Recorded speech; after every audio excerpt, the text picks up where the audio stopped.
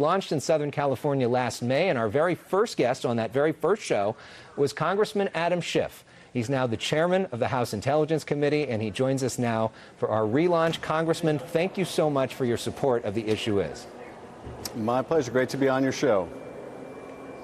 All right, what a week for you in terms of the news. We have the big news coming out of the House Intelligence Committee is your colleagues, your Republican colleagues, calling for you to resign at a hearing, and several of them signing a letter asking for you to resign after we got a portion of the Mueller report from Attorney General Bill Barr. The president talking about you on Sean Hannity. Take a listen. Because he was giving, making horrible statements that he knew were false. And frankly, I heard they should force him off the committee or off the committee chair. He should be forced out of office. So what's your response to the president? Any plans to resign? Well, this is a tactic the president has used some time, attacking me on Hannity, attacking me on Twitter. And sadly, all too often, when the president says jump, Mr. McCarthy and his Republican friends in Congress say how high. Of course, the president isn't the only critic out there. His son also has been very critical of you on Twitter, putting out a tweet referencing the Loch Ness Monster and saying that you have leading a tinfoil hat brigade. The president's counselor, KELLYANNE Conway, accusing you of being a liar. Here's what she had to say. Adam Schiff should resign. He has no right as somebody who's been peddling a lie day after day after day, unchallenged and not under oath.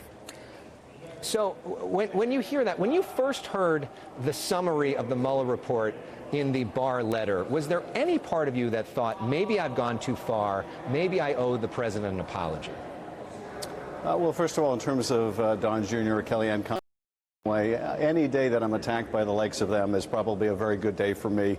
After all, this is the inventor of alternate facts, and she's producing some new alternate facts this week.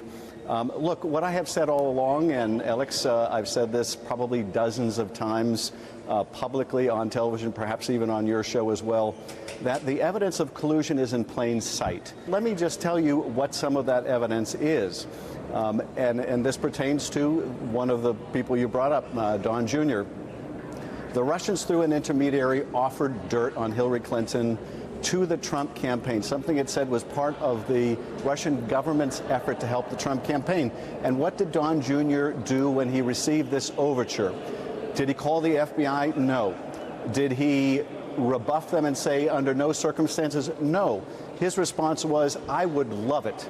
If it's what you say it is, that is of a highly sensitive and secret nature, dirt on Hillary by the Russian government, if it's what you say it is, I would love it. And then he went and set up a meeting in Trump Tower. The campaign chairman, Paul Manafort, thought it was worth his attending that meeting to get that dirt, as did Jared Kushner. And then they lied about it. They concealed the meeting. When it was discovered, Don Jr. and reportedly his father produced this false statement to try to cover up that meeting, that evidence of collusion. But I'll also point out that Paul Manafort, we know, and again, this is part of the public record, Paul Manafort provided information, or offered to provide information, to a Russian oligarch, Oleg Deripaska, in exchange for money or the forgiveness of debt. He offered polling data to someone linked to Russian intelligence. The National Security Advisor, Mike Flynn, secretly had conversations with the Russian ambassador to undermine bipartisan sanctions and lied about it. The president himself called on the Russians to hack his opponent's emails, and later that day, the Russians, the GRU, the same people responsible for that social media campaign, hearing him, did try to hack some of those servers. This is just a partial list. Your show would need to be longer for me to go through all of it.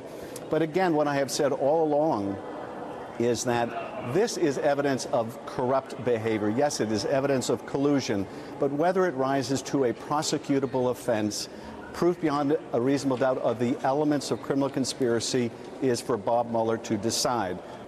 And what we know so far is that Mueller said that that did not establish the conspiracy, which does not mean that there was no evidence of a conspiracy. It just means that he did not believe that there was enough evidence for a criminal prosecution. Why do you think that is? Why do you think, given all of what you just said, that they aren't going forward with some sort of prosecution? Well, Alex, you're exactly right, and herein lies the difference between corrupt behavior and something that you can prove beyond a reasonable doubt is a violation of the law. It's a pretty high burden of proof to show each of the elements of a criminal conspiracy. Not even Don Jr. is likely to sign his name to a written contract saying, I hereby accept the help of the Russian government, and here's how I'm going to coordinate. You generally need, frankly, recordings of participants in a conspiracy or some other very demonstrable proof of that nature. Now, those communications, those written emails, are direct evidence, but nonetheless, it is a high bar. So you mentioned what your past statements, including some of your past statements on this show. We want to go back to May 4th, which was our first show when we talked to you and asked you what you would do as chairman of the House Intelligence Committee. Here's what you said. Well, the first thing that we would do is we would release all the transcripts of the interviews that we've done so far. The Republicans committed to doing this, but I knew that they wouldn't fall through because those transcripts both reveal evidence of collusion and obstruction of justice, but they also reveal the degree to which Republican colleagues on the Intelligence Committee were never serious about the investigation, ignored plain evidence of collusion, wouldn't allow us to bring in key witnesses. So what's next for this investigation? Are you going to release transcripts that show direct evidence of collusion, and when is that going to happen? We are, Alex, and we have continually pressed the intelligence community, which is in the process of reviewing those transcripts for any classified information, to give us the green light to redact anything that's classified, to allow us to make the public release. And they have continued to push back and say they're not done, they need more time. We're going to continue to ride them until we get that done. We have sought to have them prioritize and accelerate certain transcripts so we don't have to wait for all of them to be done. They have resisted that effort, but we will be releasing all the transcripts. All of those are going to come out in time when they're finished. And I think you will see when you read those transcripts just how fundamentally unserious my GOP colleagues were about the investigation. For people that are just getting to watch our show for the first time in Northern California, we like to have a little bit of fun and get to know people as well. So, Congressman, I know it's been a crazy week for you, but we're going to hopefully smile for a moment. We have a new game called Either Or. This is where you get an opportunity to pick either this or that. So and this has a Northern California theme this week. So here we go. You ready? The first question is Golden Gate Bridge or 405 freeway in rush hour? Oh, jeez. Oh, God. I think I'd rather walk, but I guess not knowing the bridge, I'll pick the bridge because I know the 405 is a disaster. Yeah, well, everybody loves the Golden Gate Bridge. Willie Mays or Sandy Koufax?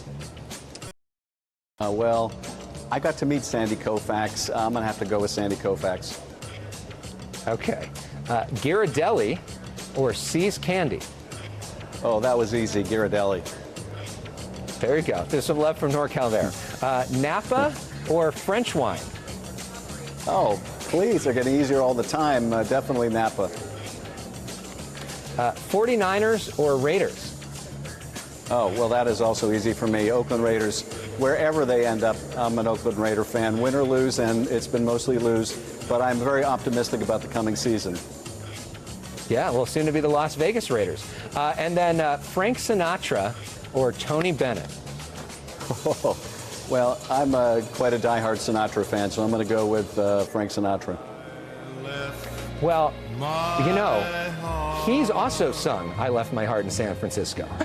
Most people think of it as Tony Bennett, but there's a great version from Sinatra, which we're listening to now.